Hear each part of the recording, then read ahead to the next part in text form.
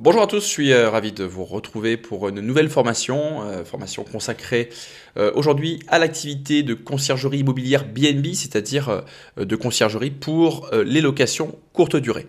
En préambule, je vous informe simplement que cette formation existe également en PDF, c'est les slides que vous allez découvrir, une trentaine environ pendant cette formation, et qu'elle sera bien évidemment envoyée sur demande aux contributeurs de notre page de soutien Tipeee. Je vous informe également que le contrat spécifique de conciergerie qui a été vérifié, complété et validé par un avocat ou plutôt une avocate spécialisée sera offert gratuitement, les conditions de réception étant indiquées en description. Alors ce contrat, on y reviendra plus en détail plutôt vers la fin de la formation, mais je tiens déjà à remercier très sincèrement Marjorie, qui est l'avocate qui nous a fait le plaisir, le cadeau de ce contrat, en précisant que Marjorie étant très attachée au respect des règles déontologiques, notamment en matière de publicité qui touche la profession d'avocat, qu'elle ne souhaite pas que son contact soit laissé en description de la vidéo. Donc, si des personnes souhaitent la contacter, il faudra dans un premier temps me contacter. Alors, puisque j'aborde la profession d'avocat, c'est vrai qu'il y a des avocats qui sont dans le milieu du coaching, très proches, partenaires, collaborateurs, qui d'ailleurs font de la publicité avec des liens sponsorisés pour vendre des formations sur des plateformes de d'autres formateurs, parfois poursuivis juridiquement d'ailleurs actuellement, mais bon, on va dire que la présomption d'innocence prévaut. Et voilà, ces formateurs, ces avocats ont très peu goûté au fait que j'offre le bail de sous-location professionnelle, un bail commercial dérogatoire, lors de cette formation de sous-location professionnelle. Sachez que bien évidemment, je continue à offrir ce bail dérogatoire. Une simple demande par mail vous permettra de recevoir ce bail. Et puisque certains coachs de ce milieu, qui donc vendent des formations en sous-location en conciergerie, se sont permis certaines remarques, alors je ne dirais pas des critiques, sur les critiques je les accepte, mais certaines remarques très imprudentes, voire calomnieuses sur ma démarche, j'ai décidé, donc ils m'ont fait de la publicité, j'ai décidé de les remercier en offrant une formation conciergerie avec le bail. Donc on peut également leur dire merci.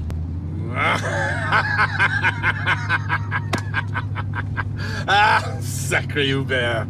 Toujours le mot pour rire. En sachant en plus que ces gens-là, lorsqu'ils parlent de mon travail pour me critiquer, il y a des personnes dans leur audience qui se disent « Ah, il offre un bail de sous-location dérogatoire gratuite, je vais le contacter ». J'ai eu énormément de demandes de la part de personnes qui étaient soit formées ou qui étaient sur le point de se former avec ces gens-là et qui finalement n'en ont pas eu besoin.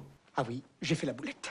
Allez, on attaque et on découvre ensemble le sommaire. Donc, dans le chapitre 1, on va effectuer une définition de l'activité de la conciergerie et on va voir son mode de fonctionnement. Ensuite, on va évoquer les différentes structures juridiques qui pourront encadrer votre activité de conciergerie et on identifiera les principales différences entre chaque structure.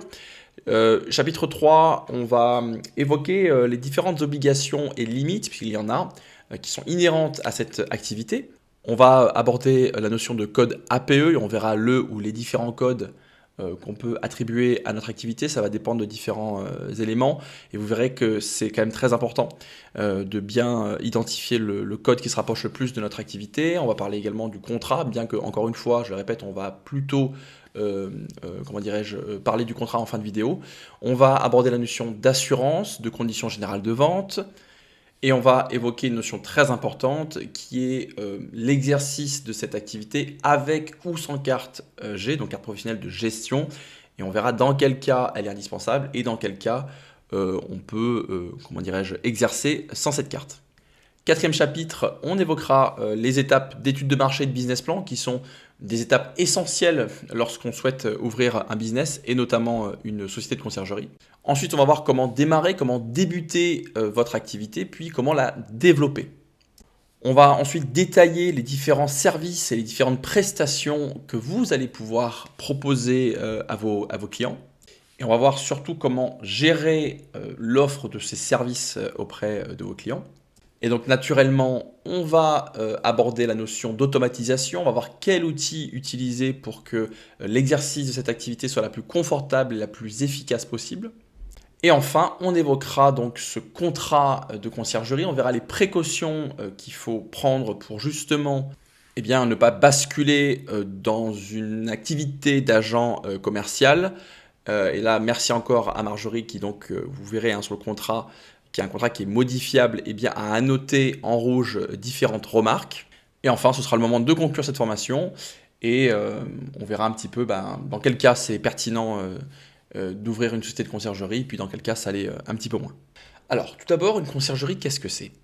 Eh bien, en fait, c'est une structure qui va accompagner un propriétaire dans la gestion et l'exploitation de sa location courte durée, et ce, en fournissant différentes prestations et différents services. Vous le savez probablement si vous-même vous investissez dans des biens que vous exploitez en location courte durée, la gestion d'une LCD pour un propriétaire de manière générale, elle est plus chronophage et elle demande une certaine implication. Il y a effectivement certains propriétaires qui ne peuvent pas être présents à chaque étape de la location ou qui tout simplement manquent de temps ou encore qui vivent à plusieurs centaines de kilomètres d'une résidence secondaire qui souhaitent, optimiser, qui souhaitent exploiter pour justement obtenir un maximum de revenus et qui donc vont déléguer la gestion, faire appel à un service de conciergerie pour justement gérer cette location. Et j'ajoute que ces investisseurs, ces propriétaires, bien souvent, ils n'ont pas votre savoir-faire en matière d'automatisation, c'est quelque chose qu'on verra un peu plus tard, pour justement effectuer ces tâches eux-mêmes. On a également le cas des propriétaires de villas haut de gamme ou de luxe situées sur la Côte d'Azur, dans le sud-ouest, en Corse, enfin dans les endroits, on va dire, très recherchés en saison et qui souhaitent optimiser, rentabiliser cette résidence principale. Quand on voit les prix à la semaine, parfois c'est délirant. Et du coup, ils vont s'absenter à l'étranger ou bien à la montagne l'été et ils vont mettre à louer leur maison à la semaine pour justement rentrer un maximum de profit. Et bien évidemment, dans ce cas, ils vont faire appel soit à des agences immobilières ou soit à des conciergeries. Donc maintenant, comment ça fonctionne? On va distinguer, en gros, deux manières de faire. Soit une gestion complète type all inclusive où là, la conciergerie, donc elle s'occupe de tout. Elle va s'occuper de la gestion des annonces, des check-in, des check-out, du ménage, la gestion du linge, du petit entretien, etc. Et là, généralement, on est sur une tarification qui est liée à un pourcentage du chiffre d'affaires. Alors ça varie, ça peut être entre 20 et 25%, ça va vraiment dépendre des prestations que vous proposez aux clients. Il y en a qui vont aller rechercher du 30%, alors attention, c'est possible, mais attention, soyez vigilants parce que si vous prenez 30% du chiffre d'affaires d'une location courte durée, assurez-vous que ce qui lui reste à la fin, c'est supérieur à ce qu'il aurait touché s'il exploitait le bien en location meublée classique à l'année. Parce que bien souvent, ces propriétaires, s'ils ont deux LCD, ils dépassent les 23 000 euros de revenus locatifs liés à la courte durée. Et donc, même s'ils sont LMNP, ils sont redevables de cotisation sociale SSI, qui impactent également leur rendement. Donc, il faut vraiment bien calibrer le pourcentage que vous allez prendre. Si on est sur un bien, un studio par exemple, qui se loue 600 euros au mois, et puis le propriétaire se dit je vais faire la location courte durée parce que je vais pouvoir le louer 1000 euros, et que vous le prenez 300 euros, il lui reste 700 euros. Bon, 700 euros en location courte durée après conciergerie, ou 600 euros à l'année, et puis j'ai aucun souci, et puis j'ai pas le SSI à payer. Voilà, il faut vraiment s'interroger sur les prix que vous allez pratiquer. Donc le 30%, c'est possible, mais pas sur tous les types de biens. Il faut que ça reste quand même, pertinent pour un propriétaire, et il faut que ce soit du gagnant-gagnant, et donc il faut que ce soit également profitable à votre client. Il existe un autre type de fonctionnement donc pour une conciergerie, c'est les services qu'on appelle à la carte, c'est-à-dire qu'elle va offrir un type de tâche spécifique. Par exemple, la gestion des clés, ou alors elle va s'occuper simplement du ménage ou juste de l'accueil. Et donc, en utilisant ce type de service, il y a des propriétaires pour lesquels c'est plus confortable parce qu'ils vont en effet pouvoir continuer à prendre en charge partiellement la gestion de leur location saisonnière. Alors effectivement, c'est souvent moins intéressant pour une société de conciergerie. Ce qu'il faut vraiment chercher, en tout cas la priorité, c'est d'obtenir un fonctionnement all inclusif avec un pourcentage du chiffre d'affaires. Ce sera bien plus rentable pour vous. Maintenant, si vous avez face à vous un propriétaire qui vraiment souhaite garder la gestion partielle de son bien, mais qui a besoin de vos services pour certaines tâches, effectivement, c'est mieux que rien. Et puis vous pourrez probablement après essayer de voilà, comment dirais-je, de convertir ce client en all inclusive. Alors généralement, ce qui se pratique pour ce type de service à la carte, eh bien, c'est une facturation au forfait. C'est-à-dire que vous allez proposer, en fait, par exemple, un forfait ménage de 30 € pour un studio, de 40 € pour un T2, de 60 € pour un T3. Voilà, vous allez appliquer un forfait en fonction de la taille également, ça peut être, hein, pas forcément le nombre de pièces. Comment dirais-je, si vous, par exemple, vous facturez simplement des services de blanchisserie, eh bien, c'est pareil, hein, vous allez facturer en fonction du nombre de serviettes, de draps, etc. Donc là, ce sera vraiment à vous de voir votre politique tarifaire, de bien la calibrer pour que vous puissiez dégager des marges sur chacun des services que vous allez proposer aux clients. Et encore une fois, c'est un conseil, mais orientez, si vous pouvez, votre client plutôt vers une formule all-inclusive avec une gestion complète pour votre conciergerie. Alors maintenant, on va s'intéresser aux différentes structures juridiques qui vont pouvoir recevoir votre activité. Tout d'abord, on va s'intéresser à la micro-entreprise. C'est souvent la structure, entre guillemets, qui est la plus facile, la plus rapide, la moins coûteuse à mettre en place pour débuter une activité. Et donc, comme les autres structures d'ailleurs, il y a des points forts et puis il y a des inconvénients, hein. Il n'y a aucune structure qui est parfaite. Donc, il faut vraiment prendre la structure qui est la plus adaptée à votre profil et puis également à vos objectifs. Et en ce qui concerne la micro-entreprise, voilà, ce qu'il faut savoir, c'est que vous ne pourrez exercer votre activité que pour un chiffre d'affaires de 72 600 € annuel maximum. En termes de fiscalité, vous serez sur l'impôt sur le revenu, donc vous serez à l'IR, avec un régime micro qui permet un abattement de 50%. Vous serez redevable de cotisations sociales à hauteur de 22% du chiffre d'affaires. Et vous serez, et ça c'est important, en franchise en base de TVA si votre chiffre d'affaires il est inférieur à 36 500 €. Et enfin, sachez que lorsqu'on est donc micro-entrepreneur, notre patrimoine personnel il est saisissable, sauf bien évidemment notre résidence principale. Donc si jamais vous, vous exercez votre activité en micro-entreprise, je vous conseille, si vous avez d'autres biens que votre RP, d'effectuer ce qu'on appelle une clause d'insaisissabilité pour justement protéger votre patrimoine. Alors ensuite, comme structure, on a l'EIRL. Alors ça ressemble énormément à la micro-entreprise, qui est un petit peu d'ailleurs le modèle simplifié. Et donc cette EIRL, donc c'est une entreprise individuelle à responsabilité limitée. Là, dans ce cas-là, on a une protection justement du patrimoine privé. Concernant le volet fiscal et l'imposition sera soit à l'impôt sur le revenu, soit à l'impôt sur les sociétés. Sur le volet social, eh bien, on sera considéré comme un TNS, donc un travailleur non salarié, donc on sera redevable de cotisations sociales SSI. Les formalités par rapport à la micro-entreprise sont plus coûteuses. Il y a également la tenue d'une comptabilité qui est obligatoire, alors qu'en micro-entreprise, on va dire qu'on n'a pas de bilan annuel à présenter. On doit simplement enregistrer chronologiquement les recettes et les achats qui ont été effectués pendant l'année.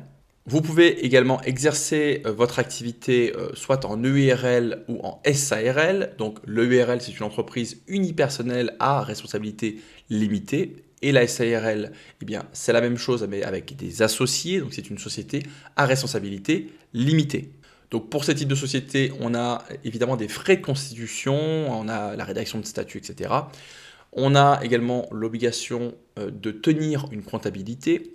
Les revenus eh bien, seront considérés comme des BIC avec une imposition soit à l'IR ou soit à l'IS.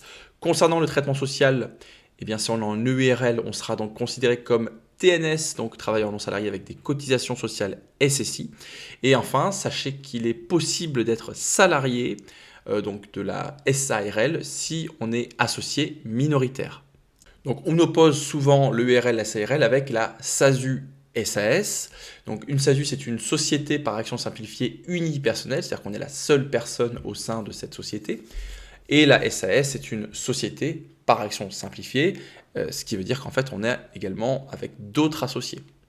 Donc ça fonctionne un petit peu pareil que la SARL et que l'EIRL, c'est-à-dire qu'on a une tenue de comptabilité, les revenus c'est du BIC, l'imposition donc elle est à l'IS, c'est-à-dire qu'on a différents taux d'imposition à l'IS, donc 15%, 25%, etc.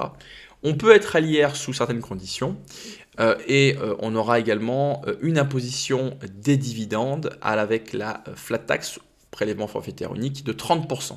Et c'est surtout sur le traitement social du dirigeant qu'il y a une différence avec le type de structure URL et CRL, dans le sens où en tant que dirigeant, vous serez affilié au régime général de la sécurité sociale et non au SSI. Donc moi, ce que je vous suggère, c'est de prendre conseil auprès de votre expert comptable qui va adapter, on va dire, la meilleure structure en fonction de votre profil et de vos objectifs. Certains, par exemple, qui débutent et qui gardent une activité professionnelle au début, vont préférer la SASU ou la SAS, puisqu'ils ne vont pas se rémunérer en salaire, ils vont simplement se verser des dividendes et donc ils ne vont pas payer de cotisations sociales. Et puis, il y en a d'autres qui vont préférer se salarier et donc s'orienter plutôt vers la SARL, puisqu'elle sera moins coûteuse en cas de salariat. Donc encore une fois, c'est vraiment à vous de faire le point avec votre comptable. Alors, chapitre suivant, on va s'intéresser aux obligations que vous allez avoir en tant que société de conciergerie et également aux limites, puisque, je l'ai dit un petit peu en préambule, il peut y avoir des limites dans l'exercice de votre activité, notamment des prestations et des services que vous offrez. Alors, on va commencer par parler des obligations et notamment de l'importance de bien définir son code APE. Alors, le code APE, qu'est-ce que c'est ? Le code APE, on l'appelle également le code NAF, ça définit l'activité principale exercée. C'est-à-dire que ce code permet d'identifier en fait la branche d'activité principale de l'entreprise ou du travailleur indépendant si vous êtes en micro-entreprise. Ce code, il est attribué par l'INSEE lorsque vous allez immatriculer ou déclarer l'activité de votre entreprise et il est donné en fonction de l'activité principale déclarée et réellement exercée. Et donc naturellement, on a le droit de se dire, mais moi, ma société, elle fait de la conciergerie, mais elle fait également de la sous-location. Donc, comment définir le code APE puisque j'ai différentes activités ? En fait, on va ventiler le chiffre d'affaires ou les effectifs selon les différentes branches.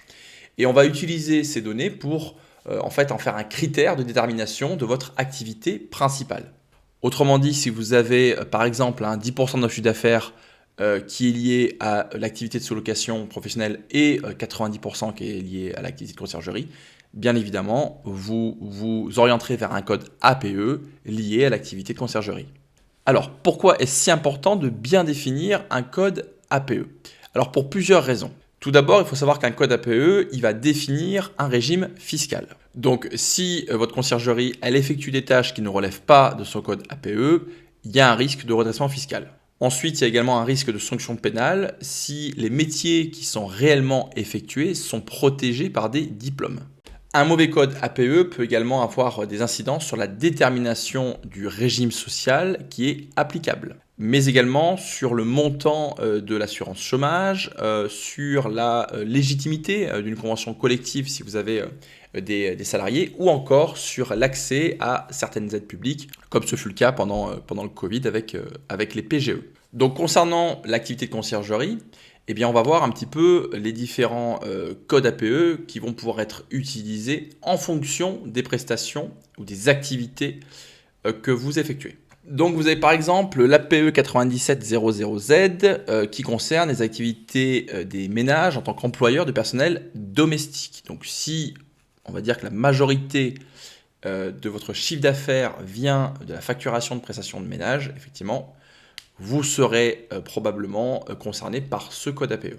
Si par exemple votre activité de conciergerie, elle intègre une société qui fait de la location courte durée, qui est majoritaire, là vous pourrez plutôt vous orienter sur le code APE 6820A, voire 6820B si vous êtes également concerné par la location de terrain et d'autres biens immobiliers. Voilà, donc c'est vraiment à vous d'identifier l'activité principale de votre société avant de définir le bon code APE. Alors sachez que vous avez le droit, bien évidemment, de modifier votre code APE si les activités qui sont exercées par votre société évoluent. Et enfin, sachez que ce code APE devra être précisé dans les mentions légales de vos contrats, ainsi que sur le site internet de votre conciergerie. On va maintenant évoquer d'autres obligations que vous aurez en tant que société de conciergerie. On va aborder notamment l'assurance RC Pro, donc c'est la responsabilité civile professionnelle. On va évoquer également le contrat spécifique, les conditions générales de vente, ainsi que les mentions légales. Alors, l'assurance responsabilité civile professionnelle, qu'est-ce que c'est ? C'est tout simplement une assurance et qui va couvrir les prestations de votre entreprise. Évidemment, elle est fortement recommandée si ce n'est obligatoire. Normalement, vos clients devraient vous la demander. Et donc, elle va vous couvrir, vous assurer en cas de, par exemple, d'omission, d'oubli dans l'exercice de votre activité, hein, bien évidemment, hein, d'erreur de droit ou de fait, de retard dans l'exécution de vos prestations. Voilà, vous serez assuré. Et si toutefois vous déléguez certaines tâches à des prestataires, hein, eh bien évidemment, ces derniers doivent également être assurés. Donc un petit mot sur le contrat. Donc ça fait partie des obligations d'une société de conciergerie. Vous allez rédiger et conclure un contrat avec vos clients, qui seront donc des propriétaires de biens. Et vous allez établir l'objet de la prestation, la durée du contrat, les différentes obligations, les différentes missions ainsi que les responsabilités de chaque partie. Vous allez également évoquer la rémunération du prestataire. Il y a également, on le verra tout à l'heure, hein, d'autres clauses qui seront inscrites dans ce contrat. Et vraiment, ce contrat va permettre en fait d'encadrer votre relation avec vos clients. Donc c'est bien évidemment un élément juridique indispensable. On y reviendra bien évidemment en fin de formation plus en détail. Autre obligation, ce sont les CGV, les conditions générales de vente. Alors il faut savoir que publier des CGV, c'est une obligation légale, notamment si vous vendez à des particuliers. Si vous vendez un produit à des professionnels, eh bien, il faudra également le fournir, mais ce sera sur demande, alors qu'avec des particuliers, c'est vraiment une obligation légale de les publier. Alors, comme le contrat, ces CGV vont être un outil juridique sécurisant pour votre activité professionnelle, puisqu'elles vous protègent en cas de litige, en prévoyant justement les différentes situations qui pourraient survenir, et elles vont en fait délimiter votre responsabilité. Donc très clairement, ces CGV, elles ont vocation à encadrer votre relation commerciale avec vos clients. Elles doivent bien évidemment contenir des informations. Alors la liste que vous allez voir à l'écran, c'est une liste qui est non exhaustive, mais celles qui vont être évoquées sont obligatoires. Donc doivent figurer au sein de vos CGV les différentes étapes du processus de commande. Les caractéristiques des services proposés, les prix, bien évidemment, les conditions de paiement, l'existence ou non d'un droit de rétractation, les différents droits et obligations de chacun. Il va falloir également évoquer la notion de résiliation, les différents litiges. Il y a une clause de médiation, donc c'est l'article 612.1 du Code de la consommation qui est également inséré. Il y a également la protection des données personnelles qui doit être insérée, mais qui peut également apparaître dans la charte sur le respect de la vie privée. Voilà, et donc comme on l'a dit, il y a d'autres clauses, il y a d'autres éléments qui peuvent être rajoutés dans ces CGV pour, on va dire, protéger et encadrer au mieux votre relation commerciale avec vos clients. Alors, sachez que pour la rédaction de ces CGV, il existe des plateformes en ligne type Legal Start qui vont vous permettre de rédiger vos CGV sur mesure à moindre coût. Parlons maintenant des mentions légales qui constituent également une obligation. Ces mentions légales, elles permettent tout simplement d'assurer l'identification des responsables de l'édition d'un site internet et des contenus qui sont publiés. Donc naturellement, et on le verra tout à l'heure, quand vous avez une société de conciergerie, c'est plutôt judicieux d'avoir un site internet pour que vos prospects puissent vous trouver. Et donc, il sera obligatoire de faire figurer ces mentions légales sur une seule et même page qui soit accessible facilement par le public, et ce de manière permanente. Il faut savoir qu'à défaut, l'éditeur d'un site peut être sanctionné pénalement. Ces mentions légales peuvent être produites de manière gratuite sur Internet, sur le même site que je vous ai donné tout à l'heure, Legal Start, et vous avez à l'écran un extrait.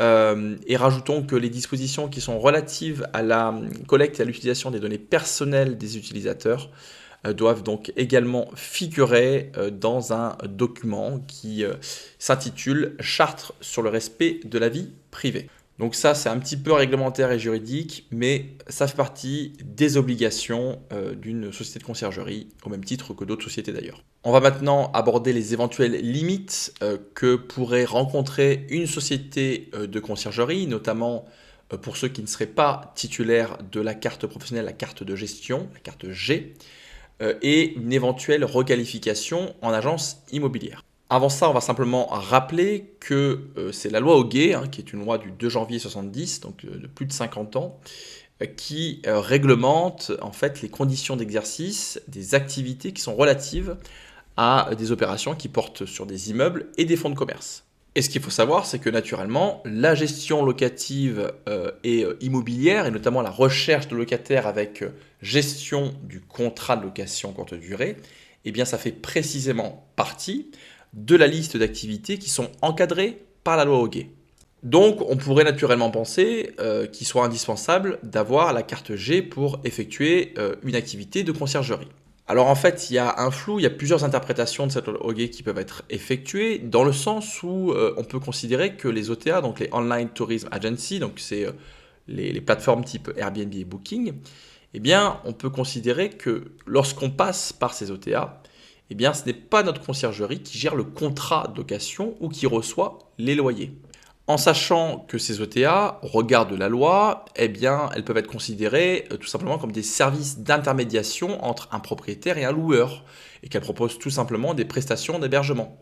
Donc c'est pour ça que moi je vous invite à être particulièrement vigilant sur le type de prestations que vous proposez et les modalités de ces prestations. Il est fondamental, si vous exercez sans carte G, de ne jamais encaisser les loyers des locataires et de ne réaliser que de la prestation de service. Après, les réglementations, elles sont vouées à évoluer, donc il n'est pas inintéressant de s'intéresser aux moyens d'obtenir cette carte G. En sachant qu'en plus, on est quand même sur une évolution du nombre de conciergeries, hein, on en parlera tout à l'heure avec l'étude de marché, mais si vous êtes en concurrence avec des sociétés de conciergerie qui, eux, sont titulaires de la carte G, vous serez en situation défavorable. Et notamment à cause d'un point essentiel, fondamental, c'est que si vous avez un de vos clients qui remplit les conditions pour être redevable de cotisations sociales, et on l'a dit tout à l'heure, il suffit simplement que ce propriétaire reçoive plus de 23 000 € de revenus liés à la courte durée, et peu importe qu'il soit LMNP ou LMP, il sera redevable de cotisations sociales. Et donc, si vous avez face à vous un client qui est redevable de cotisations sociales dans le cadre donc de sa location courte durée et des revenus qui y sont donc générés avec cette LCD, il faut savoir que pour lui, le fait de confier sa gestion à une agence professionnelle qui dispose donc de la carte G avec un mandat de gestion le dispense de ses cotisations. Et ça, c'est paru au journal officiel, donc à l'Assemblée nationale du 10 juillet 2018. Vous avez les références à l'écran. Donc ça, c'est un élément très important qui fait que si vous n'avez pas votre carte de gestion, vous pourrez exercer, mais en cas de concurrence, ce sera quand même un point assez négatif, en tout cas défavorable, par rapport à un concurrent qui serait titulaire de la carte G. Donc il n'est pas inutile de s'intéresser aux moyens d'obtenir cette carte G, et pour cela, en fait, vous devrez répondre favorablement à certaines conditions précises qui sont détaillées dans l'arrêté du 16 novembre 2017. Donc rassurez-vous, je ne vais pas vous répéter toutes les conditions ou tous les documents qui sont nécessaires pour obtenir la carte G. Vous trouverez le lien en description de cette vidéo pour accéder aux documents que vous voyez à l'écran, mais qui probablement est trop petit. Vous trouvez ça sur Légifrance, et ça vous permettra de savoir si vous pouvez obtenir cette carte facilement. Chapitre suivant, et c'est une étape très importante dans votre processus d'entrepreneur, c'est l'étude de marché. Alors, une étude de marché, à quoi ça sert? Eh bien, ça permet tout simplement d'identifier les besoins et les préférences d'un marché cible, et ce, en analysant des informations que vous allez collecter. Concrètement, l'étude de marché, elle doit vous permettre de vous assurer que votre projet initial, il est bon. Elle doit également vous permettre de déterminer si un secteur d'activité, il est porteur ou non, et également d'affiner votre stratégie ou votre offre pour pérenniser et développer l'activité sur le long terme. En fait, le but, c'est clairement de chercher en tout cas à limiter les risques d'échec de votre projet. Et en plus, cette étude de marché, eh bien, si elle est bien structurée et bien réalisée, elle va vous permettre de monter et de finaliser un business plan. Et un business plan, on le verra tout à l'heure, c'est particulièrement utile pour convaincre d'éventuels partenaires. Et donc, les données qui auront été collectées, analysées et synthétisées, eh bien, viendront rassurer ces partenaires et les inciteront à vous faire confiance. Alors, avant de préciser concrètement les différentes étapes d'une étude de marché, il faut savoir qu'il y a différentes façons d'établir une étude de marché, ou devrais-je dire différentes approches. Alors, on a notamment ce qu'on appelle l'étude quantitative. C'est une approche plutôt globale qui va s'appuyer sur les statistiques et les chiffres d'un marché, d'un secteur précis. On a également ce qu'on appelle l'étude qualitative. Alors, c'est une approche qui est plus approfondie et qui, elle, va s'appuyer davantage sur les attentes, les motivations, encore les besoins des clients potentiels. Et enfin, on a ce qu'on appelle l'étude documentaire qui, comme son nom l'indique, va s'appuyer sur la récolte d'informations, informations qui seront issues de rapports, de publications de l'INSEE, d'articles internet ou encore de revues spécialisées. Donc maintenant qu'on a vu les différentes études de marché, on va aborder les différentes étapes, rapidement, parce que l'idée c'est pas de vous faire un cours sur l'étude de marché, mais c'est quand même une étape importante, vraiment essentielle, lorsque on se lance dans l'entrepreneuriat. Donc, les différentes étapes. Première étape, on va définir son marché, évidemment, et on va s'intéresser à sa réglementation. Donc concrètement, on va collecter pour un secteur géographique des informations et on va déterminer si le marché qu'on cible se porte bien.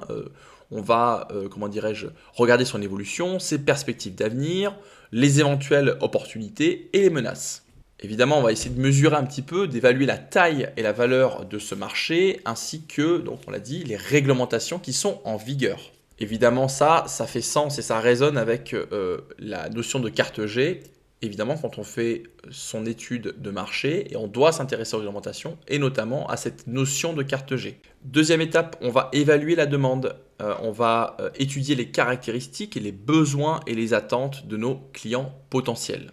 Troisième étape, on va identifier l'offre existante et la concurrence. On va identifier la concurrence directe, c'est-à-dire ceux qui proposent un produit qui est identique à celui qu'on souhaite proposer. Et la concurrence indirecte, c'est lorsque le produit est différent. On va également s'intéresser à la concurrence future, et on va faire attention notamment à l'effet de mode, c'est-à-dire qu'on a connu ça un petit peu avec la colocation. Il y a eu un effet de mode de colocation dans certaines villes, les villes étudiantes notamment, et puis à un moment donné, on s'est retrouvé avec une saturation. Donc si vous vous lancez dans la conciergerie, soyez vigilant bien évidemment à l'offre existante et aux demandes évidemment. Si y a la demande, il n'y a aucun problème. Mais soyez conscient qu'il peut y avoir d'autres acteurs qui rentrent également sur votre marché. Et donc une fois que vous avez identifié donc, ces concurrents directs qui proposent un produit identique à ce que vous souhaitez faire, exemple all inclusive sans carte G, et vos concurrents indirects, par exemple des conciergeries qui ne proposent que des prestations de ménage, par exemple, eh bien vous allez évaluer leurs offres et leurs produits et surtout identifier leurs points forts et les axes de progression, les avis clients, etc.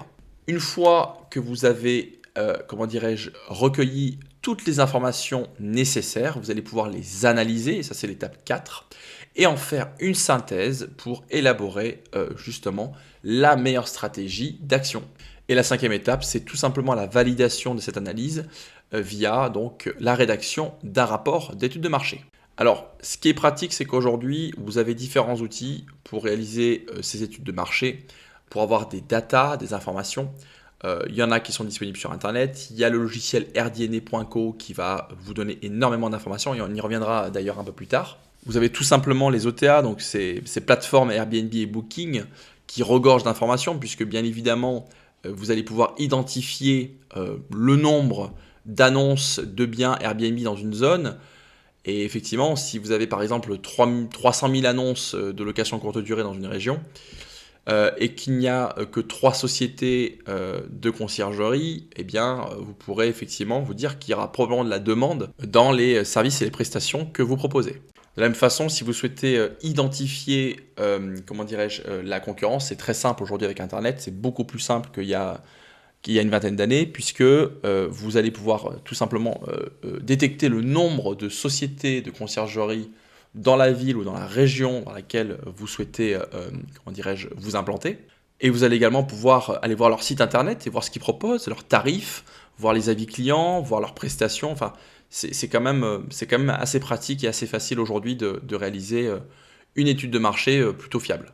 Une fois l'étude de marché effectuée, vous pourrez passer à l'étape suivante, qui est donc la réalisation d'un business plan. Alors il s'agit d'un document qui est essentiel à votre projet de création de conciergerie, dans le sens où il va vous permettre de vérifier concrètement, d'une part, que votre projet est rentable, et d'autre part, de projeter et de chiffrer les perspectives d'évolution et de développement, et ce, dans plusieurs années. C'est un document qui est indispensable si vous sollicitez un financement et c'est également un atout essentiel, on l'a dit tout à l'heure, pour convaincre d'éventuels partenaires ou prestataires. Donc concrètement, ce business plan il va se structurer en deux parties. Une partie rédigée qui va présenter le projet en détail avec ses atouts, ses forces, etc. Et une partie chiffrée qui va détailler l'éventuel besoin de financement, financement initial. On le verra tout à l'heure, pour lancer une conciergerie, on va dire qu'on peut se lancer sans avoir besoin d'un financement, mais ça dépend comment on voit les choses et ce qu'on souhaite structurer. Et également, donc cette partie chiffrée va permettre de détailler le potentiel actuel et futur de rentabilité de la conciergerie. Donc voilà, vous avez établi votre étude de marché, votre business plan, vous avez créé votre structure juridique, vous avez identifié vos limites, carte G par carte G. Vous avez rempli les obligations, on va dire, juridiques avec votre contrat et donc vous allez pouvoir débuter votre activité. Alors comment on s'y prend quand on part de zéro, qu'on démarre cette activité? Alors c'est très simple, si déjà vous-même vous êtes propriétaire d'un bien qui est exploité en location courte durée, bien évidemment vous allez pouvoir en assurer la gestion au sein de votre conciergerie. Alors bien évidemment, ce n'est pas avec ce bien que vous allez gagner de l'argent, mais ça va vous permettre, lorsque vous allez prospecter, d'indiquer que vous avez déjà un ou plusieurs biens en gestion dans votre conciergerie. De la même façon, si vous avez des parents, des proches, des membres de votre famille, des amis, des voisins qui effectuent la location courte durée, n'hésitez pas à aller leur proposer vos services pour justement alimenter votre stock de biens qui sont gérés. C'est un peu l'effet boule de neige, le plus vous en aurez, le plus vous serez convaincant lorsque vous irez voir un propriétaire. On pourrait lui dire, écoutez, j'ai une quinzaine de biens déjà dont je gère la gestion, donc voilà, vous pouvez me faire confiance, etc. C'est bien plus facile que lorsque on arrive vers un propriétaire et qu'on lui dit, écoutez, j'ai toujours pas de clients, j'ai 0 bien, mais faites-moi confiance, vous allez voir, ça va bien se passer. On a tous forcément autour de soi une relation directe ou indirecte dans notre entourage d'un propriétaire qui va louer sa résidence principale lorsqu'il va s'absenter en vacances et qui a besoin de quelqu'un pour s'en occuper. Si ce n'est pas le cas, je pense que si vous êtes sur cette vidéo, c'est parce que vous vous intéressez à l'immobilier. On a tous dans notre réseau des investisseurs et des investisseurs locatifs qui font de la courte durée, à qui on va pouvoir proposer nos services. Donc très sincèrement, le démarrage de ce type d'activité, si vous avez effectué une bonne étude de marché, si vous avez dans votre réseau des investisseurs qui effectuent ce type d'exploitation, sincèrement, c'est pas compliqué. En revanche, pour développer et pérenniser cette activité, il va falloir aller rechercher et obtenir de nouveaux clients. Donc évidemment, vous serez plus crédible et plus convaincant si vous avez déjà un certain nombre de biens en gestion. Mais avant de pouvoir les convaincre, il faut déjà les trouver, ces clients. Et pour ça, on va s'appuyer sur 2 leviers. Le premier, c'est naturellement la prospection qu'on va décliner donc en prospection physique et prospection digitale. Avec, pour la prospection physique, des leviers intéressants, notamment si vous avez déjà la gestion de biens qui sont situés dans des copropriétés.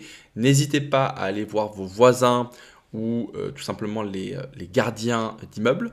Si vous avez identifié des copropriétés qui sont constituées d'appartements ou de villas qui sont vouées à être exploitées en location courte durée avec des propriétaires qui parfois n'habitent pas la région, n'hésitez pas à aller contacter le gardien pour obtenir les coordonnées des propriétaires. Vous pouvez également participer à des salons, à des séminaires, à des réunions ou à des rencontres d'investisseurs, alors plutôt dans la région où vous vous trouvez pour, pourquoi pas, proposer vos services à des investisseurs qui effectueraient la location courte durée. Vous pouvez également contacter les agences immobilières qui ne pratiquent que la transaction immobilière et qui ne pratiquent pas la gestion locative, notamment si vous avez bien évidemment la carte G. Ce ne sera pas forcément mal perçu et vous pouvez, pourquoi pas, effectuer un partenariat avec ces agences qui bien souvent ont des, des fichiers clients assez importants. Et dans ces clients, il y a forcément des investisseurs en locatif, donc qui exploitent les biens en location courte durée, mais également des propriétaires de résidence principale qui souhaitent louer leur résidence principale l'été en pleine saison, si bien évidemment le bien et la localisation s'y prêtent. Donc on l'a dit, la prospection s'opère également de manière digitale. Donc vous allez pouvoir, consulter des sites comme Le Bon Coin, des sites d'annonces spécialisés de biens en location saisonnière, évidemment les OTA, donc Airbnb Booking, pour, pourquoi pas, proposer vos services. Mais alors attention, soyez particulièrement prudents, soyez vigilants. Vous le savez, le démarchage est interdit sur la plupart de ces sites. Donc, il va falloir, œuvrer avec bon sens et ne pas spammer, ne pas faire des copier-coller à tout un tas de propriétaires qui mettraient leurs annonces. Parce que bien souvent, les algorithmes de ces plateformes, de ces sites, détectent vos actions comme du spam et donc vous serez rapidement bloqué. Alors vous pouvez également créer une page Instagram de votre conciergerie avec vos services, vos tarifs, pourquoi pas les biens que vous avez en gestion. Ça c'est quelque chose qui peut être pertinent. Pareil sur Facebook. Vous pouvez également proposer vos services aux membres de vos réseaux sociaux. Donc quand je dis membres, c'est-à-dire vos amis, ceux qui vous suivent, qui sont abonnés. Évitez de faire sur des groupes puisque bien évidemment la publicité est interdite. Et de la même façon, comme sur les plateformes, évitez les copier-coller puisque ce sera également catégorisé comme du spam et donc en fait ce ne sera pas du tout productif. Donc pour la prospection digitale, vraiment soyez mesurés parce qu'en plus si vous insistez trop sur les réseaux, ça va se voir et on va penser que en fait votre produit n'est pas bon puisque vous êtes en train de gratter un peu partout, quoi. Enfin en tout cas ça peut être perçu comme ça. Donc vraiment la prospection digitale ça peut être très porteur, mais il faut vraiment la réaliser en étant tout à fait mesuré. Le deuxième levier que vous allez pouvoir utiliser pour rechercher et obtenir de nouveaux clients dans le but de développer votre activité, c'est tout simplement d'ouvrir un site internet. Ce site internet, il va vous permettre d'héberger les différentes prestations et services que vous proposez, les tarifs, vos points forts, les avis de vos clients. Vous allez également pouvoir distiller votre politique, un petit peu votre vision, votre sens de l'exigence. Et évidemment, vous allez faire référencer ce site. Et l'objectif, c'est très simple, c'est que lorsqu'un prospect potentiel tapera dans son moteur de recherche conciergerie Le Havre ou conciergerie Le Mans, eh bien, qu'il puisse tomber sur votre site en priorité. Alors, ce qui est très important si vous souhaitez développer votre activité de conciergerie, c'est de placer la satisfaction de vos clients au centre de votre stratégie, au cœur de votre stratégie. Pourquoi ? Eh bien parce que si vous avez des clients satisfaits, très satisfaits, eh bien ces derniers vont devenir de véritables ambassadeurs et promoteurs de votre conciergerie. N'oubliez jamais que vos clients sont soit des investisseurs, soit des propriétaires de résidences principales qui vont louer en saisonnier. Et que ces investisseurs et ces propriétaires de RP, eh bien, dans leur entourage, il y a également d'autres investisseurs et d'autres propriétaires de RP qui seront attentifs, qui seront, intéressés par le retour qu'ils feront de la façon dont a été gérée leur location. Donc bien évidemment, si ces clients sont contents, eh bien vous pouvez être assuré qu'ils vous apporteront indirectement d'autres clients. Donc j'insiste, mais tous vos efforts doivent être consacrés à la satisfaction client. Voilà, maintenant on va s'intéresser en détail aux différents services, aux différentes prestations que vous allez proposer à vos clients et comment vous allez pouvoir les mettre en place. Donc ces services peuvent être proposés à la carte, c'est-à-dire séparément, ou bien dans une formule all inclusive comme on a vu tout à l'heure. Alors pour chacune des prestations qu'on va étudier, on va se demander si celles-ci sont automatisables ou non, et si oui, dans quelle mesure.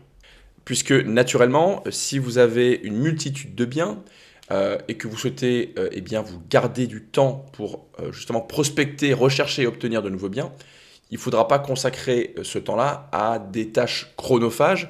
Et en même temps, si vous les déléguez à des êtres humains, entre guillemets, eh bien, ce sera particulièrement coûteux et ça viendra impacter considérablement votre marge. Donc la notion d'automatisation de certains services et de certaines tâches, elle est fondamentale. Voilà, donc parmi les prestations que vous allez pouvoir proposer à vos clients, il y a le check-in, check-out. Le check-in, check-out, donc pour ceux qui sont attachés à la langue française, c'est l'entrée et la sortie. Et concrètement, ça consiste à accueillir des voyageurs, à leur remettre des clés, à leur présenter un logement, à faire éventuellement un état des lieux d'entrée et de sortie, puis à récupérer les clés à la fin de leur séjour. Alors, est-ce que ce service est automatisable? La réponse est oui. On va pouvoir utiliser ce qu'on appelle des boîtes à clés ou alors des serrures connectées pour pouvoir donc procéder à la remise des clés et à l'entrée donc dans le logement. Et on va pouvoir utiliser ce qu'on appelle un livret d'accueil pour pouvoir présenter le logement, les environnements, etc. aux voyageurs. Alors je ne vais pas revenir en détail sur ce qu'est une boîte à clés ou une serrure connectée, puisque en fait j'en parle dans une formation consacrée à la location courte durée d'environ 2 heures, qui se trouve sur cette chaîne et dont le lien s'affiche à l'écran. Alors je précise simplement que cette automatisation du check-in, check-out, elle se fait en association avec, et on y viendra tout à l'heure, l'utilisation d'un channel manager qui va vous permettre de pouvoir communiquer avec vos voyageurs pour leur indiquer différentes informations quant au code, la localisation d'une boîte à clés, la localisation du livret d'accueil et différentes informations. Et bien évidemment, cette communication d'informations sera également automatisable. Alors, quand on dit que le check-in, check-out est automatisable, bien évidemment, ça va dépendre du type de bien qui est loué. Si vous avez la gestion d'une villa de luxe ou même haut de gamme et que vous recevez des clients qui vont payer entre 5 et 10 000 euros la semaine, évidemment, on évitera la boîte à clés, on évitera la présentation du logement avec un livret d'accueil. Là, il faudra de l'humain, il faudra du présentiel, c'est indispensable. Évidemment, il faudra adapter au type de produit l'offre que vous effectuerez. Et c'est justement pour cela que c'est fondamental d'automatiser l'entrée et la sortie des voyageurs dans des biens qui s'y prêtent, parce que ça va vous permettre justement de dégager du temps pour aller accueillir la clientèle de biens haut de gamme ou de luxe. Et si vous n'avez que des biens de luxe à gérer, et je vous le souhaite d'ailleurs parce que c'est plutôt rentable, naturellement il faudra vous faire probablement aider par d'autres personnes. Autre service que vous allez pouvoir proposer à vos clients, c'est la prestation de ménage. Donc la prestation de ménage, elle va consister donc à bien évidemment changer le linge de lit après le départ des précédents voyageurs, à effectuer un nettoyage complet de l'appartement ou de la maison, à procéder à une vidange des poubelles et enfin à réapprovisionner tout ce qui est consommable. C'est-à-dire le papier toilette, le shampoing, le savon, le sopalin, la boîte de mouchoirs, les pastilles pour la vaisselle si ça fait partie des choses que vous fournissez, etc. Alors, est-ce que c'est automatisable? Bien évidemment, vous allez pouvoir déléguer cette prestation de ménage à une femme de ménage. Et ce, soit via une société spécialisée, soit à une femme de ménage qui serait en auto-entreprise. Alors précisons que sur les plateformes type Airbnb ou Booking, les frais de ménage, ils sont payés directement par les voyageurs, par les locataires à votre client. Donc même si, bien évidemment, vous allez être facturé par ces sociétés de ménage ou par ces femmes de ménage en micro-entreprise, vous allez pouvoir récupérer ces frais auprès de votre client. Alors une autre question qu'on peut se poser, c'est est-ce que si j'ai une société de conciergerie qui s'est vraiment développée, est-ce que c'est judicieux d'embaucher, de salarier directement une ou plusieurs femmes de ménage? Alors mon avis c'est que c'est pas pertinent. Pourquoi? Parce que généralement les ménages ils vont s'effectuer dans les biens donc après le départ d'un voyageur et avant l'arrivée d'un autre voyageur. Autrement dit, souvent entre 11h midi et 16h 17h. Donc ça vous laisse 4-5 heures maximum dans la journée pour effectuer ces prestations de ménage. Donc sur une semaine, une femme de ménage arriverait difficilement à effectuer 30-35 heures de ménage dans la semaine. En sachant en plus que sur cette plage de 4-5 heures, si vous avez plusieurs biens, alors si c'est dans la même copropriété, c'est pratique, puisqu'elle peut effectuer donc, le ménage dans un bien, et puis ensuite, juste à côté, donc, effectuer les prestations de ménage dans l'autre. Donc ça, c'est bien parce qu'elle ne va pas perdre de temps en termes de transport. Mais si par exemple vous avez plusieurs biens qui ne sont pas spécialement à côté, et bien en plus sur cette plage de 4-5 heures, et bien la femme de ménage va perdre du temps à se déplacer d'un logement à l'autre. Donc en termes de productivité, on va dire, c'est pas le plus pertinent. Vous allez payer une femme de ménage 30-35 heures et en réalité, elle va effectuer 3 ou 4 heures de ménage par jour effectif, donc ça ne va pas être pertinent du tout. N'oublions pas non plus qu'il peut y avoir, pour de la location saisonnière, de la saisonnalité, c'est-à-dire qu'il y a des périodes dans l'année où vous aurez de forts besoins en prestations de ménage et d'autres où ce sera beaucoup plus calme. Donc, encore une fois, il faudra vraiment penser à l'intérêt de salarier une femme de ménage en sachant qu'on n'aura peut-être pas beaucoup de travail à certaines périodes de l'année. Et puis il faudrait également penser au coût, puisque bien évidemment, lorsqu'on salarie quelqu'un dans son entreprise, il y a un coût du travail qui est à prendre en compte. Autre prestation que vous allez pouvoir proposer à vos clients, c'est un service de blanchisserie. Donc cette prestation de blanchisserie, eh bien, elle consiste naturellement à laver les draps des lits, elle va consister également à nettoyer les serviettes de bain, les tapis de bain, à les sécher et, en tout cas en ce qui concerne les draps, à les repasser. Alors, est-ce que c'est automatisable? Oui, bien sûr. Vous allez pouvoir déléguer cette tâche de blanchisserie soit à une société spécialisée, il y a des sociétés spécialisées dans la blanchisserie. Alors, c'est pas mal. La seule chose, c'est qu'il faudra parvenir à faire communiquer cette société avec votre femme de ménage, puisque, in fine, ce sera votre femme de ménage qui, lorsqu'elle nettoiera l'appartement, procédera au changement des draps. Et puis, l'autre option, qui est, selon moi, la plus pratique, c'est de déléguer cette prestation à la femme de ménage. C'est naturellement le pratique puisque du coup ça vous dispense d'avoir à faire communiquer une société de blanchisserie avec votre femme de ménage, première chose. Mais surtout, il y a des femmes de ménage aujourd'hui qui ont chez elles, des buanderies dans lesquelles elles effectuent ce type de prestation. Donc du coup, quand elle va effectuer le ménage, elle aura déjà les draps qui seront nettoyés, les serviettes de bain qui seront nettoyées et elle pourra naturellement procéder au changement. Après, il y a également des biens type villa ou des grands appartements qui sont équipés d'une buanderie. Et bien effectivement, pendant que la femme de ménage nettoie l'appartement ou donc la villa, elle peut faire tourner des machines et ensuite procéder au repassage des draps. Donc encore une fois, il n'y a pas qu'une solution. Il y en a qui vont opter plutôt pour un service de blanchisserie parce qu'ils ont trouvé une société qui est fiable et qui s'adapte parfaitement à leurs contraintes. C'est vraiment à vous d'identifier la meilleure stratégie à adopter. Alors, est-ce que vous allez salarier une personne pour s'occuper essentiellement de la blanchisserie? Encore une fois, ce n'est pas pertinent, sauf si vraiment vous avez un nombre de lots vraiment important. Et là, vous pourrez étudier effectivement cette question. Autre prestation que vous allez pouvoir proposer à vos clients, c'est la gestion des annonces. Alors, la gestion des annonces, ça englobe différentes choses. Donc, ça englobe bien évidemment la mise en ligne sur les plateformes et les portails donc des annonces. Ça peut englober également le fait de faire des photos, de faire la description de la location, de réactualiser les plannings. Les plannings chaque jour vont évoluer. Alors on verra encore une fois comment automatiser cette réactualisation des plannings et la synchronisation des plannings si les biens que vous gérez sont sur plusieurs plateformes. Ça va inclure également tout simplement de répondre aux différentes demandes des voyageurs. Il peut y avoir également, si vous ne passez pas par des plateformes donc type Airbnb et Booking, la rédaction de contrats de location donc en direct. Alors attention, il vous faudra nécessairement la carte G. De la même façon, si vous passez en direct et donc vous dispensez des plateformes en ligne, vous avez la possibilité de constituer des dossiers de réservation. Alors attention encore une fois, sans encaisser de fonds, sinon il vous faudra la carte G.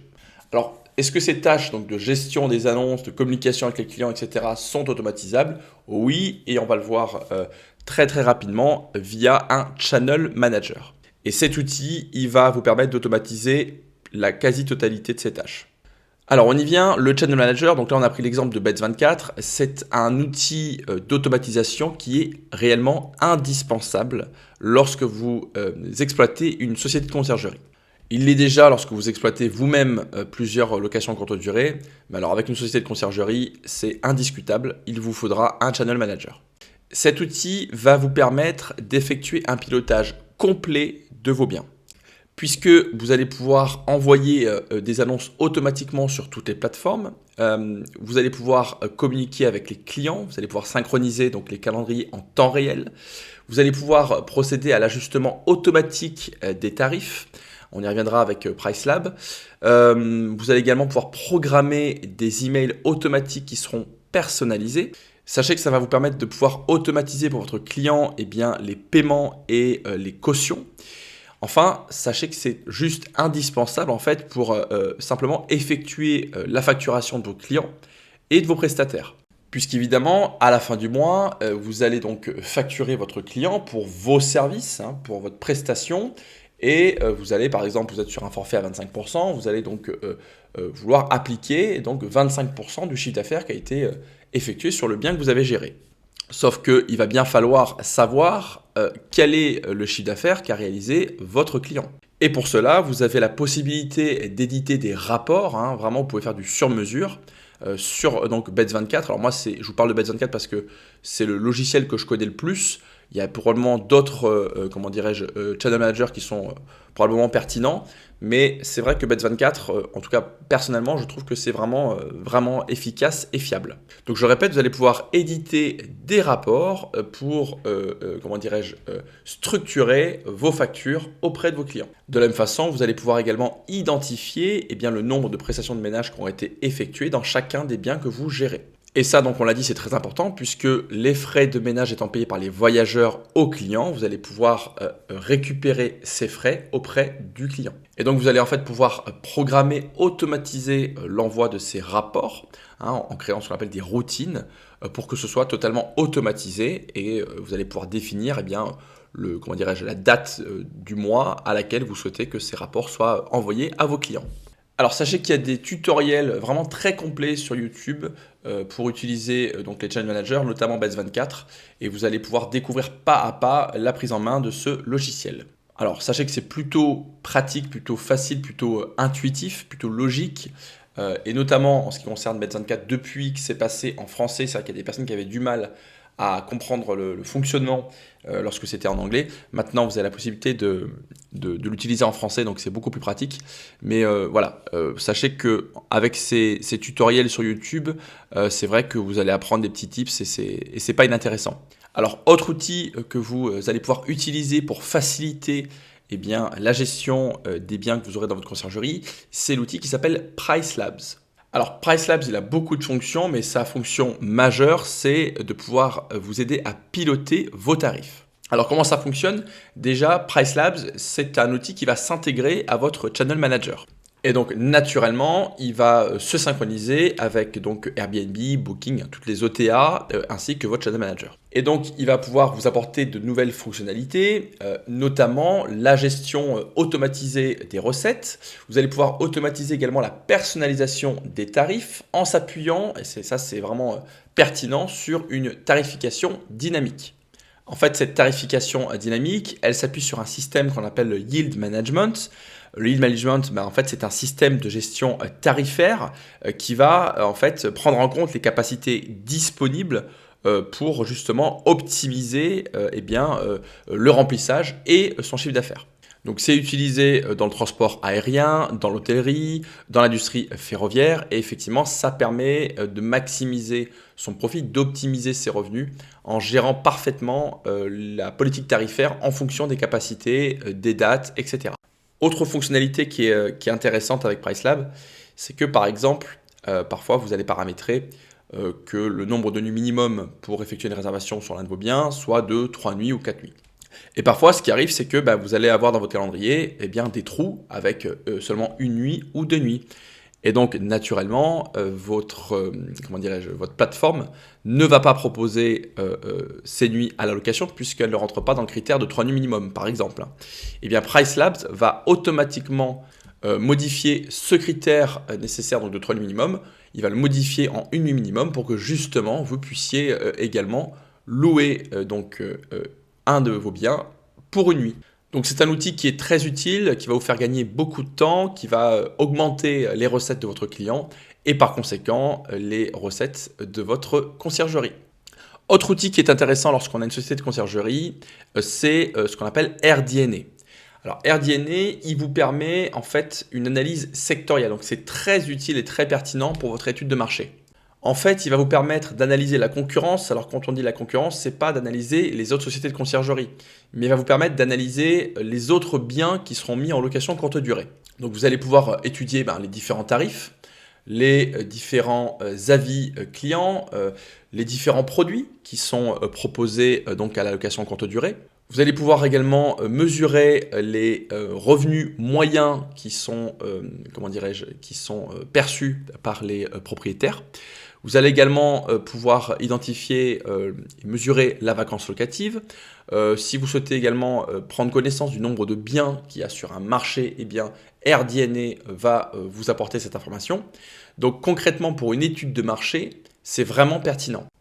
Alors maintenant, un autre outil qui va vous permettre de faciliter l'automatisation de certaines prestations et notamment l'entrée-sortie, il s'agit de Nuki. Alors Nuki, qu'est-ce que c'est? En fait, ce sont des serrures connectées qui intègrent maintenant d'ailleurs le Wi-Fi sur les derniers modèles, qui vont vous permettre tout simplement d'automatiser l'entrée et la sortie des voyageurs, des biens que vous aurez en gestion. Alors l'installation elle est plutôt simple, il y a également, alors c'est sur option, mais la possibilité d'avoir un détecteur d'ouverture. Et en fait quand vous allez consulter l'application qui est reliée à cet outil, eh bien, vous allez pouvoir en fait suivre un petit peu les entrées, les sorties, etc. L'autonomie elle est plutôt correcte, ça va de 6 mois à 8 mois, ça va dépendre évidemment de la fréquence d'ouverture et de fermeture de la porte qui sera équipée de cette serrure, mais c'est un outil qui peut vraiment faciliter l'automatisation du check-in, check-out. En fait, c'est assez utile, notamment pour les propriétaires qui n'ont pas la possibilité d'installer une boîte à clés. Une boîte à clés, donc c'est l'autre option pour automatiser l'entrée et la sortie. Mais c'est vrai que parfois, techniquement, c'est compliqué d'installer une boîte à clés. On n'a pas l'autorisation de la copro pour l'installer dans les parties communes, donc la serrure connectée, c'est vraiment une option qui est très intéressante. Et puis c'est vrai que ça fait quand même plus moderne qu'une boîte à clés. Donc voilà, c'était une liste d'outils pour certains indispensables et pour d'autres fortement recommandés qui vont vous permettre justement de pouvoir automatiser différentes prestations, différents services pour, comme on l'a dit précédemment, vous garder du temps pour faire par exemple de l'accueil présentiel sur des biens qu'ils nécessitent, ou bien de garder du temps justement pour effectuer de la prospection, pour avoir de nouveaux clients, pour entrer de nouveaux biens dans votre conciergerie. Et concernant AirDNA, alors c'est pas un outil qui va vous permettre d'automatiser quoi que ce soit, mais en revanche c'est un outil vraiment puissant pour effectuer votre étude de marché. Voilà, on va maintenant s'intéresser à ce fameux contrat de conciergerie dont on a parlé tout à l'heure un petit peu. Donc pour rappel, lorsque vous avez une société de conciergerie, vous allez devoir rédiger et conclure un contrat entre donc votre société de conciergerie et vos clients. Et ce, afin d'établir d'une part l'objet de la prestation, la durée du contrat, les différentes obligations, les missions et les responsabilités de chaque partie, ainsi que votre rémunération. Et donc, on y insère également des clauses qui sont spécifiques et qu'on va voir un petit peu dans ce contrat. Donc, le contrat qui va vous être offert, il a été vérifié, complété et, je le répète, validé par une avocate. Encore merci Marjorie. Ce contrat, vous verrez qu'il est en format Word, il est modifiable et il doit bien évidemment s'adapter précisément aux services, aux prestations et aux tarifs que vous proposez. Évidemment, si vous êtes titulaire ou non de la carte G, ça va avoir effectivement une incidence sur les types de prestations que vous allez proposer. Et donc, bien évidemment, ça, vous pourrez également le modifier. Alors, vous le verrez, donc Marjorie a effectué des annotations en rouge sur ce contrat pour justement vous signaler les points de vigilance. Donc pour recevoir ce bail, vous avez les modalités de réception qui sont inscrites en description de cette vidéo. Et je précise également que bien que ce bail ait été vérifié, validé par une avocate, si vous avez le moindre doute, n'hésitez pas à consulter un professionnel pour affiner ce contrat.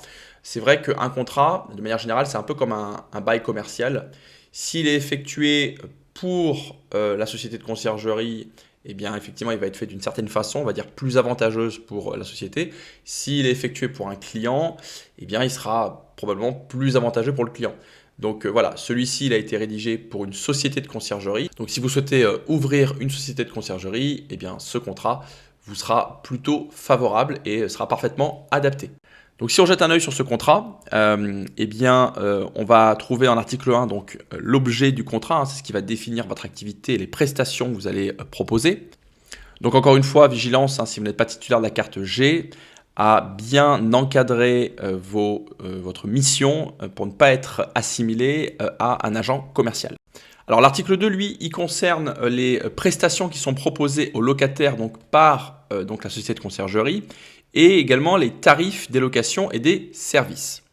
Donc là, cet article, il concerne plutôt, les sociétés de conciergerie qui effectuent une gestion complète avec une carte G et qui ne passent pas par des plateformes OTA type Airbnb Booking. Donc pour ceux qui passent par des plateformes Airbnb Booking et qui n'ont pas la carte G, il faudra simplement modifier une petite partie de cet article en indiquant que la politique tarifaire, par exemple, elle est déléguée à la société de conciergerie et que les biens donc, seront proposés à une clientèle via des plateformes en ligne type Airbnb et Booking. Et le reste de l'article pourra être inscrit donc, au contrat, quelle que soit votre façon d'exercer. Article 3, donc ça concerne la durée du contrat. Donc généralement, un contrat il est conclu pour une durée minimale d'1 an. Il se renouvelle par tacite reconduction. Alors dans ce contrat-là, il y a une clause qui est particulièrement favorable donc, à la société de conciergerie, puisqu'il y a une clause qui prévoit que s'il y a une résiliation qui est effectuée avant la fin du contrat, la société de conciergerie se voit verser des indemnités en fait, qui seraient à hauteur du montant des honoraires de l'année précédente. Donc effectivement, ça peut paraître assez élevé.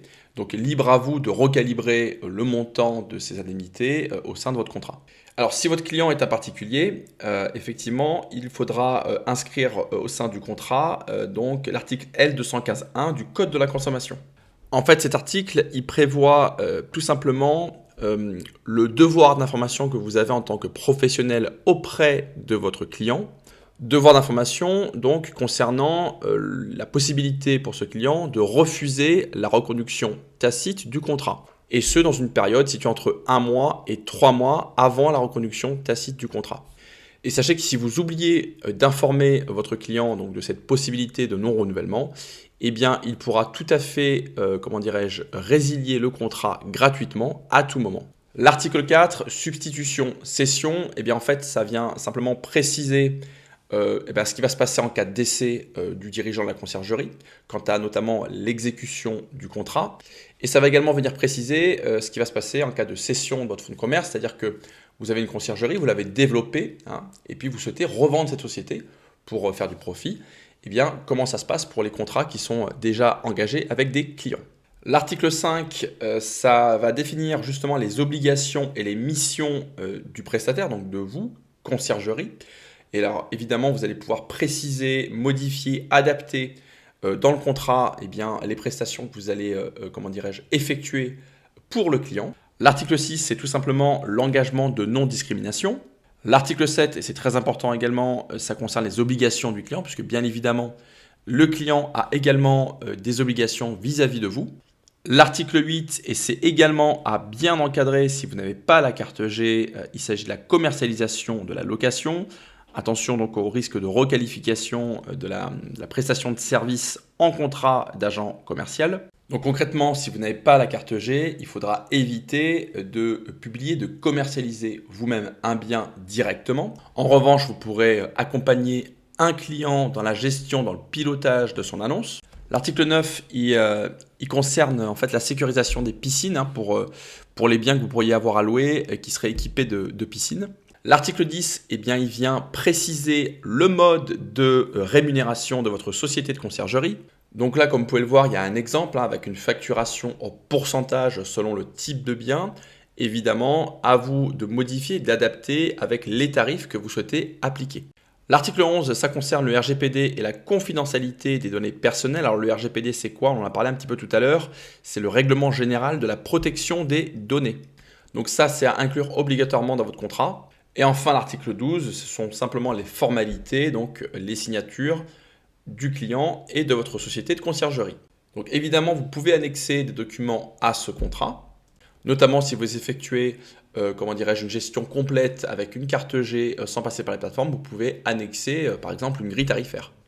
Donc voilà, ce contrat, il est vraiment adaptable à la façon dont vous souhaitez exercer votre activité de conciergerie, que vous souhaitiez la faire avec ou sans carte G, en passant ou non par des plateformes. Vous allez pouvoir modifier les tarifs, le type de prestation que vous offrez à vos clients. Donc vraiment, vous allez pouvoir en faire un contrat sur mesure. Alors pour conclure, il y a quelque chose de très important que je souhaiterais vous dire, parce que j'entends et je vois beaucoup de choses qui m'irritent parfois. Ouvrir une société de conciergerie, ce n'est pas de l'investissement immobilier, c'est de l'entrepreneuriat. Et il en va de même pour la sous-location, qui est une activité qui se rapproche d'ailleurs de la conciergerie. Il y a une formation gratuite sous-location sur cette chaîne, dans laquelle j'offre bien évidemment, et je l'ai dit tout à l'heure, le bail de sous-location. Eh bien c'est pareil, lorsqu'on effectue la sous-location, on n'est pas rentier immobilier, on n'atteint pas la liberté financière. La conciergerie, c'est pareil, c'est de l'entrepreneuriat. Donc quand vous voyez des publicités, devenez rentier sans crédit, investissez en immobilier sans crédit, sans les banques, c'est totalement faux, c'est guignolesque. Pas commencer à jouer avec mes couilles, hein. En revanche, ce sont des activités qui, si elles sont exercées dans des zones porteuses avec un degré d'exigence optimal, bien évidemment, un développement bien calibré et de bons partenaires, eh bien, ce sont des activités qui peuvent s'avérer particulièrement enrichissantes. Exploiter une conciergerie, ça peut également vous permettre d'agrandir un réseau de contacts et de développer parallèlement votre parcours d'investisseur. Et d'ailleurs, je pense que c'est comme ça qu'il faut concevoir cette activité, c'est-à-dire qu'il faut en faire une activité parallèle à votre parcours d'investisseur. L'avantage, c'est que c'est une activité qui est plutôt accessible, plutôt rapidement, sans forcément, placer un énorme capital de départ et sans nécessairement effectuer de crédit. En termes de développement, c'est une activité également qui n'a pas réellement de limite, c'est-à-dire que vous allez pouvoir développer votre activité en rentrant un maximum de biens sans être forcément limité. À partir du moment où vous avez les bons partenaires, les bons prestataires, effectivement, on peut envisager un développement sans trop de limites. En revanche, il y a une notion qui est à prendre en compte, c'est la notion de risque. Même si on va dire que le risque financier, il est plutôt modéré, puisque l'investissement au départ, il est quand même plutôt faible, et que de manière générale, eh bien, vous n'investissez pas d'argent, c'est pas comme si vous achetiez des fournitures pour les revendre, vous facturez simplement un pourcentage à un client qui reçoit de l'argent, donc en réalité, vous êtes un petit peu comme un intermédiaire, donc le risque financier, on va dire qu'il est limité. En revanche, il y a deux facteurs à prendre en compte, c'est la concurrence qui peut venir freiner votre développement, et il y a surtout tout ce qui est réglementaire. Puisqu'en effet, on peut constater en ce moment que les restrictions qui concernent la location courte durée se multiplient, notamment dans les petites villes.